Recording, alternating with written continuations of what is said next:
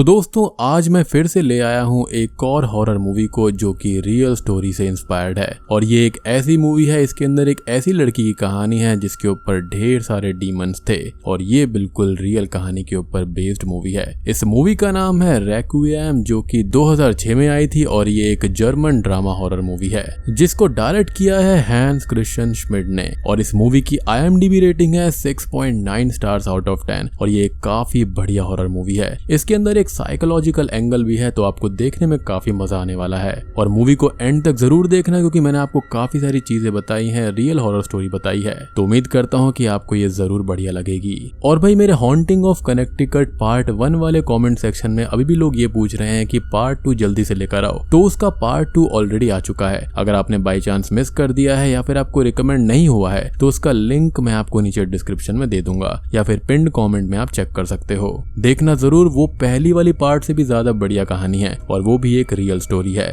तो चलिए अब बिना किसी देरी के चलते हैं सीधा वीडियो की तरफ। मूवी की स्टार्टिंग में हम मिशेला नाम की एक लड़की को देखते हैं जो कि साइकिल चलाते हुए तेजी से अपने घर की तरफ जा रही थी। वो घर पहुंचकर अपने पेरेंट्स को बताती है कि उसे यूनिवर्सिटी में एडमिशन मिल गया है और सर्टिफिकेट भी मिल चुका है और अब वहां 1 साल के लिए वो पढ़ने जा सकती है क्योंकि उसका ऑलरेडी 1 साल गैप हो गया था। और इस पर उसके डैड मान जाते हैं लेकिन उसकी मॉम नहीं मानती। असल में मिशेला के डेली रूटीन में कुछ दवाइयां थी जो कि उसको डेली बेसिस पर लेनी पड़ती थी। वो दवाइयां असल में एपिलेप्सी के लिए थी जिससे मिशेला पिछले 1 साल से जूझ रही थी। साधारण शब्दों में ये एक ऐसी कंडीशन होती है जिसके अंदर ब्रेन किसी भी वक्त पर अनकॉन्शियस हो जाता है और उसकी माँ को इस चीज पर भरोसा नहीं था कि वो वहां जाकर खुद को संभाल पाएगी, लेकिन समहाउ वो उन दोनों को ही मना लेती है। अब मैं आपको अगर एपिलेप्सी के बारे में थोड़ा सा और बताऊं तो ये एक तरह का डिसऑर्डर होता है जिसके अंदर ब्रेन के अंदर जो नर्व सेल्स वगैरह होते हैं ना, उनकी एक्टिविटी जो होती है वो डिस्टर्ब हो जाती है जिसकी वजह से सीजर्स आने लगते हैं। और ये चीज किसी जेनेटिक डिसऑर्डर या फिर किसी ब्रेन इंजरी की वजह से भी हो सकता है, जैसे कि किसी इंसान के साथ में कोई ट्रॉमा हो या फिर उसको स्ट्रोक आया हो, तो उस वजह से भी ऐसा हो सकता है। अब सीजर के दौरान होता यह है कि एक पर्सन काफी एबनॉर्मल चीजें एक्सपीरियंस करता है, उसका जो बिहेवियर होता है वो काफी एबनॉर्मल हो जाता है। जैसे अजीब से सिम्टम्स होते हैं, अजीब सी सेंसेशंस बॉडी में होने लगती है और ढेर सारे हेलुसिनेशंस वगैरह भी होते हैं। इसके अंदर इंसान बेहोश भी हो जाता है। अब अगले सीन में मिशेला यूनिवर्सिटी के पास ही एक पीजी में रूम ले लेती है, जिसके बाद वो अपनी यूनिवर्सिटी के लिए निकल जाती है। वो यूनिवर्सिटी के पहले ही दिन लेट हो जाती है, जहां पर उसे क्लास छूटने के बाद में अपनी स्कूल फ्रेंड हैना भी क्लास में दिखती है, जिसका उसे कुछ भी आइडिया नहीं था कि वो वहां पर है। पहले दिन तो हैना मिशेला को काफी रूडली इग्नोर कर देती है, लेकिन अगले दिन से ही दोनों फिर से अच्छे दोस्त बन जाते हैं, जिसके बाद दोनों साथ में काफी टाइम स्पेंड करने लगते हैं। अब मिशेला वापस घर आती है जहां पर उसकी माँ उसको ये बताती है कि वो लोग एक बहुत ही फेमस चर्च जाने वाले हैं जो कि होली कैथरीना के लिए डिवोटेड चर्च होता है। हैना की फैमिली काफी ज्यादा रिलीजियस कैथोलिक फैमिली होती है जो कि गॉड पर बहुत ही ज्यादा डीपली बिलीव किया करती थी, जो कि काफी अच्छी बात है। खैर अब अगले दिन मिशेला अपनी पूरी फैमिली के साथ उसी चर्च को विजिट करती है जहां पर वो लोग प्रे भी करते हैं। अब घर वापस लौटने के बाद में अगली सुबह मिशेला अपने रूम से बाहर आती है, जहां पर अचानक से ही उसको सडनली पैनिक अटैक आने लगते हैं, जिससे वो वहीं पर अनकॉन्शियस होकर गिर पड़ती है, जिसके कुछ ही देर के बाद में उसके डैड वहां पर आकर उसकी हेल्प करते हैं। अब इसके बाद में मिशेला वापस यूनिवर्सिटी लौट जाती है, जहां पर शाम के वक्त हैना उसे एक पार्टी में इनवाइट करती है, जहां पर वो स्टीफन नाम के एक लड़के से मिलती है और पहले ही इंप्रेशन में दोनों एक दूसरे की तरफ काफी अट्रैक्ट हो जाते हैं। अब कुछ ही समय के बाद में स्टीफन और मिशेला किस भी करते हैं, जिसके बाद वो काफी समय तक खुशी में डांस करती रहती है, जस्ट लाइक कि उसको वो किस काफी पसंद आई थी, यानी कि इंस्टेंट कनेक्शन बन चुका था। अब पार्टी खत्म होने के बाद में मिशेला वापस घर पर आती है और आते ही वो सीधा सो जाती है। अब अगली सुबह जब हैना मिशेला को यूनिवर्सिटी ले जाने के लिए आती है तो वो दरवाजा ही नहीं खोलती, जिसके बाद में हैना समहाउ रूम में एंटर करती है और वो उसको अनकॉन्शियस पाती है। अब यहीं पर मिशेला काफी सारी चीजें रिवील करती है कि उसकी मेडिकेशन के आखिरी रिजल्ट भी आ गए हैं, लेकिन फिर भी उतने चेंजेस उसके अंदर नहीं आए हैं, यानी कि एपिलेप्सी की दिक्कत उसे आज भी है। वो आज भी अनकॉन्शियस हो जाती है, लेकिन ये बात वो अपनी मदर के साथ में शेयर नहीं करना चाहती थी क्योंकि उसको आगे पढ़ना है और इस बीमारी की वजह से पहले भी उसका 1 साल खराब हो चुका है, यानी कि 1 साल का गैप ऑलरेडी हो चुका है। लेकिन मिशेला इस बीमारी के बारे में थोड़े अलग ही तरीके से सोच रही थी, जो कि हमें अगले सीन में पता चलता है। खैर उसके बाद में हम मिशेला को चर्च के अंदर देख पाते हैं, जहाँ पर वो चर्च के फादर के सामने अपनी थिंकिंग शेयर करती है कि उसे इस बीमारी के लिए क्या लगता है। वो ये कहती है कि शायद से उसके ऊपर डेविल है, क्योंकि जब उसने होली मैरी के नेकलेस को अपने हाथ में पकड़ा था उसी समय उस पर अटैक आ गया था और वो उस समय नेकलेस को जमीन से उठा भी नहीं पा रही थी।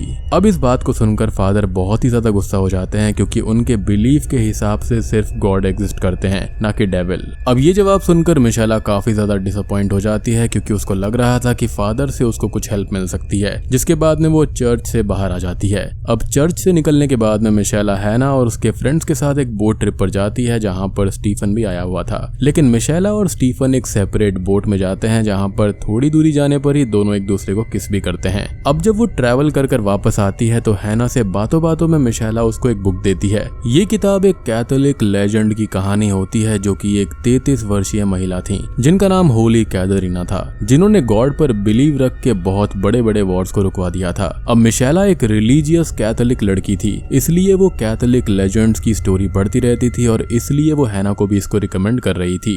यानी कि इस मोमेंट तक भी उसका विश्वास गॉड के ऊपर था। अब इसके बाद में वो अपनी ब्रेन टेस्टिंग के लिए चली जाती है, जहाँ से आते हुए उसे चर्च के फादर मिलते हैं, जो कि किसी काम से उसी शहर आए हुए थे। उनके साथ में फादर बॉर्चर्ड भी थे, जिन्हें मिशेला पहले से जानती थी। अब दूसरे फादर ने पहले से ही फादर बॉर्चर्ड को मिशेला की कंडीशन के बारे में बताया था, जिसके बाद में मिशेला और फादर उससे ही रिलेटेड कुछ बातें करने लगते हैं। एंड में फादर बॉर्चर्ड ये बोलते हैं कि तुम्हारा गॉड पर बिलीव डेविल से ज्यादा पावरफुल है, जिसके बाद में दोनों प्रे करते हैं और ये सीन यहीं पर खत्म हो जाता है। उसके बाद में हम हैना और मिशेला को बातें करते हुए देख पाते हैं, जहाँ पर अचानक से ही मिशेला के डैड उसको विजिट करते हैं। वो अपनी बेटी से मिलने के बाद में उसको ये बताते हैं कि तुम्हारी ब्रेन रिपोर्ट आ गई है, जिसके अंदर हमको ये पता चला है कि तुम्हें अभी भी साइकोलॉजिकल इलनेस है और जिस वजह से अभी भी तुम अनकॉन्शियस हो जाती हो और उसको इस चीज पर ध्यान देना चाहिए और हमारे साथ ही रहना चाहिए। जिस पर मिशेला मना कर देती है और अपने डैड को ये कहती है कि वो अपना ख्याल खुद रख सकती है, लेकिन फिर भी उसके डैड को उसकी काफी चिंता हो रही थी। अब इसके बाद में क्रिसमस का समय आ जाता है, जिसके लिए मिशेला को कुछ दिनों के लिए हॉलिडे मिल जाता है और वो इन हॉलिडेज में अपने घर चली जाती है, जहाँ पर घर पहुंचते ही अगले दिन उसकी फैमिली प्रेयर के लिए निकल जाती है। प्रेयर पर जाने से पहले घर में ही मिशेला और उसकी मदर का झगड़ा हो जाता है, जिसमें उसकी मॉम मिशेला को स्लैप कर देती है। अब ये झगड़ा हुआ इसलिए था क्योंकि मिशेला की मदर ने उसके कपड़े फेंक दिए थे, क्योंकि उन्हें वो पसंद नहीं था, यानी कि मिशेला मॉडर्न कपड़े पहने। और जैसा कि मैंने आपको शुरुआत में बताया था कि मिशेला की माँ काफी ज्यादा रिलीजियस है और एक ओल्ड स्कूल वाली औरत है। और अब तक हम मूवी के अंदर ये समझ पाते हैं कि मिशेला की माँ उससे किसी न किसी रीजन की वजह से हमेशा नाराज ही रहती है। यानी कि मिशेला पढ़ना चाहती है, लेकिन उसकी माँ उसको रोकना चाहती है। वो मॉडर्न कपड़े पहनना चाहती है, स्टिल वो उसको रोकना चाहती है। तो यहाँ पर कहीं ना कहीं इन दोनों के बीच में टकरार चल रही है। खैर अब प्रेयर के समय अचानक से ही बीच में ही मिशेला गुस्से में प्रेयर को छोड़कर चली जाती है, जिसके बाद जब वो घर आती है तो उसे फिर से पैनिक अटैक आने लगते हैं। और उन अटैक्स के बीच में मिशेला समहाउ होली मैरी के नेकलेस को अपने हाथ में लेकर डीमन को अपने आप को छोड़ने के लिए रिक्वेस्ट करती है, लेकिन तब तक उसके पेरेंट्स भी वहां पर आ जाते हैं, जिसके बाद में चीजें नॉर्मल हो जाती हैं। मिशेला उस पैनिक अटैक के बाद में ये बात भी कई बार कहती है कि वो आगे प्रेयर कंटिन्यू नहीं करेगी।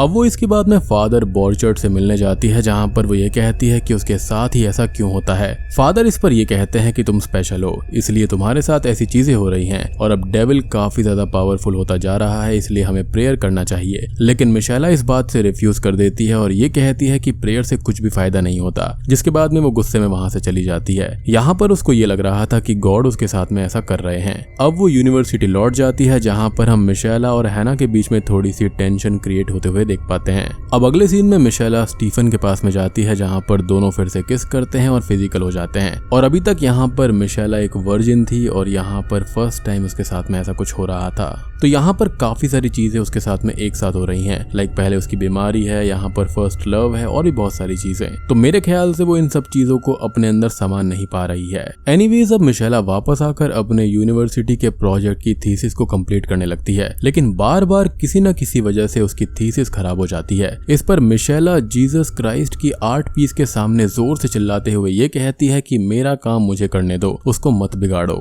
यानी कि वो हर चीज के लिए गॉड को ही ब्लेम कर रही थी। जिसके बाद में वो फिर से थीसिस बनाने जाती है, लेकिन इंक पूरे पेपर पर ही फैल जाता है और उसकी थीसिस वापस खराब हो जाती है। यहाँ पर हम ये देख पाते हैं कि मिशेला का गॉड पर से पूरी तरह से बिलीफ हटता जा रहा था। अब मिशेला स्टीफन को कॉल करके अपनी हेल्प के लिए बुलाती है, जहाँ पर उसके आने के बाद में दोनों मिलकर थीसिस थीसिस को कंप्लीट कर लेते हैं। अब थीसिस के कंप्लीट होने की खुशी में मिशेला और स्टीफन एक क्लब में जाते हैं जहां पर वो बहुत ही वियर्ड तरह से डांस कर रही होती है। स्टीफन को ये अच्छा नहीं लगता और वो मिशेला को रोकने की कोशिश करता है, लेकिन वो उसकी बात नहीं मानती, जिस पर गुस्सा होकर वो वहां से जाने लगता है। लेकिन तभी वो आकर उसको रोक लेती है और मना लेती है। और मुझको यहाँ पर ऐसा लगता है कि वो आज से पहले कभी भी घर से बाहर नहीं गई थी, ना ही कभी क्लब वगैरह गई थी, तो शायद से ये एक रीजन हो सकता है कि वो इस तरह का अजीब डांस कर रही थी।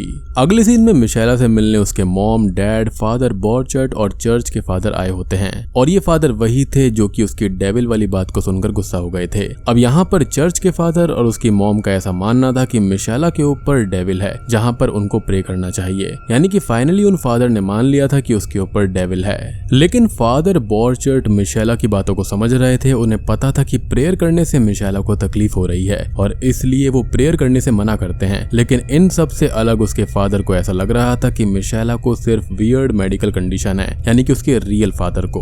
और उनका मानना था कि उसे सिर्फ डॉक्टर्स को दिखाने की जरूरत है, यानी कि वो उसी से ठीक हो जाएगी। और इसलिए वो फादर्स को वहां पर प्रे करने के लिए मना कर देते हैं और वहां से चले जाते हैं। अब अगले सीन में मिशेला जब अपने फ्रेंड्स के साथ पार्टी में होती है, तब हैना ये नोटिस करती है कि मिशेला का वेट काफी ज्यादा कम हो गया है, यानी कि वो खाना पीना ठीक से नहीं कर रही थी। हैना यहाँ पर स्टीफन को भी मिशेला की बीमारी के बारे में बता देती है, जिससे मिशेला हैना से बहुत ही ज्यादा गुस्सा हो जाती है, क्योंकि उसको ऐसा लग रहा था कि स्टीफन ये जानने के बाद में उसको छोड़ देगा। अब मिशेला स्टीफन को ये कहती है कि वो बहुत समय से उसके साथ एक लॉन्ग ट्रिप पर जाना चाहता था और आज वो दोनों जा सकते हैं, जिस पर स्टीफन कुछ भी रिएक्ट नहीं करता। अब इसी बीच एक ऐसा सीन आता है जहाँ पर हम मिशेला को जीसस क्राइस्ट के क्रॉस को छूते हुए देख पाते हैं, लेकिन कितनी भी कोशिश करने के बाद में वो उस क्रॉस को छू नहीं पाती, क्योंकि अचानक से ही उसका हाथ वहां पर डिस्टॉर्ट होने लगता है। अब हैना और स्टीफन ऐसे बिहेव करते हैं कि जैसे स्टीफन मिशेला को एक ट्रिप पर ले जा रहा है और दोनों कार में जाने लगते हैं। लेकिन स्टीफन असल में मिशेला को उसी के घर पर ले जाता है, क्योंकि उसको पता था कि उसकी कंडीशन अभी काफी खराब है।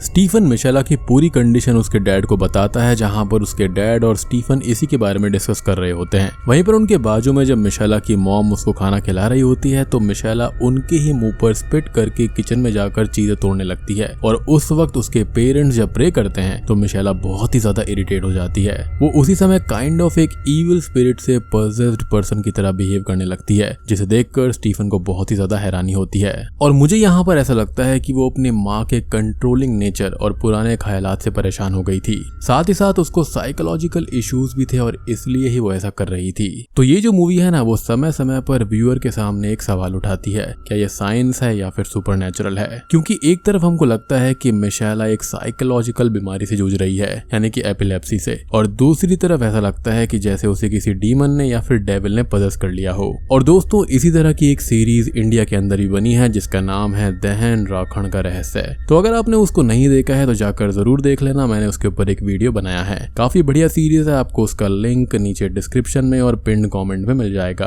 खैर, अब थोड़े समय के बाद में फादर बॉर्चर्ट और चर्च के फादर मिशेला को विजिट करते हैं, जहां पर उन्हें देखकर पता चलता है कि मिशेला की कंडीशन ठीक नहीं लग रही है। फिर इसके बाद में मिशेला को फोर्सफुली उसके पेरेंट्स और फादर एक हाथों के बने हुए सर्कल के बीच में बैठा देते हैं, जिसके बाद में चारों प्रेयर करना शुरू करते हैं। अब प्रेयर के दौरान मिशेला बहुत जोरों से चिल्लाने लगती है, जहां पर एज अ व्यूअर हम ये समझ पाते हैं कि मिशेला को उस प्रेयर से काफी तकलीफ हो रही थी। जिसके बाद में एंड में प्रेयर खत्म होने के बाद में मिशेला फिर से नॉर्मल हो जाती है, यानी कि शायद से उसकी एपिलेप्सी की बीमारी धीरे धीरे ठीक हो रही थी और उसको फिर से यकीन हो जाता है कि हाँ, प्रेयर्स करने से सुकून मिलता है। खैर, अगले सीन में हैना मिशेला से मिलने आती है और दोनों एक माउंटेन साइड पर वॉकिंग के लिए जाते हैं। वॉकिंग करते हुए मिशेला हैना को ये बताती है कि होली कैथरीना का मकसद वॉर को रुकवाना नहीं था, बल्कि वॉर के लोगों को गॉड की डायरेक्शन में भेजना था। होली कैथरीना वही थी जिनके बारे में मिशेला यूनिवर्सिटी आने से पहले काफी पढ़ा करती थी। अब आगे मिशेला ये कहती है कि मुझे भी मेरी जिंदगी का डायरेक्शन मिल गया है, यानी कि मिशेला को पता चल गया था कि लाइफ में गॉड की कितनी इंपॉर्टेंस होती है और उसकी एपिलेप्सी की बीमारी थोड़ी थोड़ी कम होती जा रही थी। और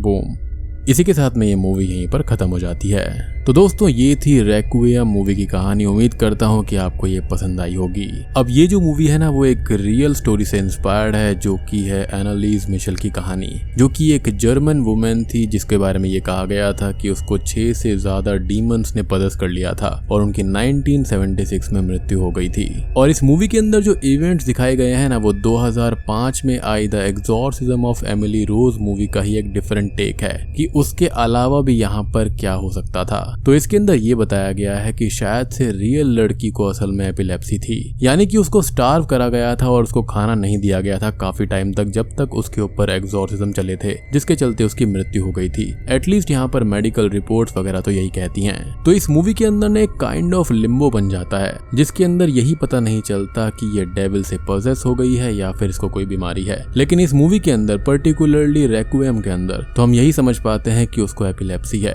और धीरे धीरे वो ठीक भी होती जा रही थी। अब बात करें the exorcism of Emily Rose के बारे में, यानी कि रियल कहानी के बारे में, उसको मैंने ऑलरेडी एक्सप्लेन कर दिया है। तो अगर आपने उस मूवी को नहीं देखा है तो उसको जाकर जरूर देख लेना। वो भी एक काफी बेहतरीन कल्ट क्लासिक हॉरर मूवी है। उस मूवी का लिंक आपको नीचे डिस्क्रिप्शन में मिल जाएगा। एंड पर्सनली बताऊं तो मुझको रेक्विएम मूवी काफी बढ़िया लगी है। इसके अंदर डेविल और हॉरर और साइकोलॉजिकल इलनेस का एक अलग ही एंगल दिखाया गया है। तो मेरे ख्याल से ये मूवी काफी बढ़िया है और सबसे बढ़िया बात है कि ये रियल स्टोरी से इंस्पायर्ड है। तो उम्मीद करता हूँ कि आपको ये जरूर पसंद आई होगी। पसंद आई है तो वीडियो को लाइक कर देना, चैनल पर नए हैं तो सब्सक्राइब कर लीजिए और आप मुझे कमेंट में ये जरूर बताना कि आपको क्या लगता है, यहाँ पर मिशेला के ऊपर डेविल पोजेशन था या फिर उसको कोई साइकोलॉजिकल इलनेस थी। तो मैं आप सबको मिलता हूँ अगली वीडियो के साथ में, तब तक के लिए